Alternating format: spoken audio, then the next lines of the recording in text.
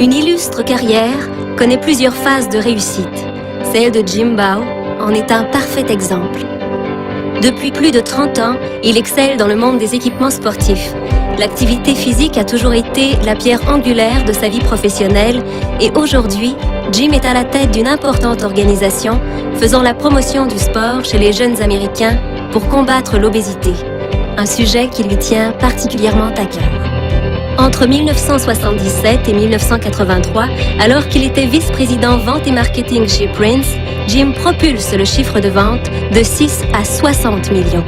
Pendant ces 6 années, il supervise la conception de nouvelles raquettes de tennis, révolutionnant ainsi le marché. Prince devient alors le numéro 1 du tennis aux États-Unis. 1987, Jim rejoint l'équipementier Wilson. En tant que directeur général de la division des produits de tennis, il fait croître la part de marché de 14 à 50%.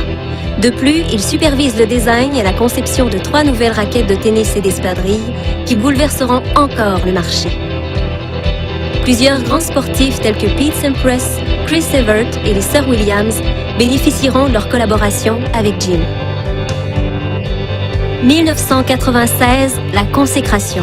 Jim devient président de la compagnie Wilson, contrôlant ainsi un chiffre d'affaires annuel mondial de plus d'$1 milliard. De 2004 à 2006, Jim préside la United States Tennis Association et fait croître la part du tennis dans le monde récréatif.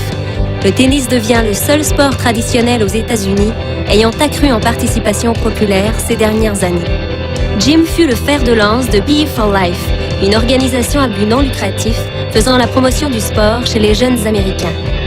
Doté d'un budget de $600 millions grâce à la SGMA, de l'appui du Congrès et de l'industrie du sport, PE for Life soutient la création de programmes dans les écoles afin d'y accroître la pratique sportive avec pour objectif principal de combattre la place de l'obésité dans nos sociétés.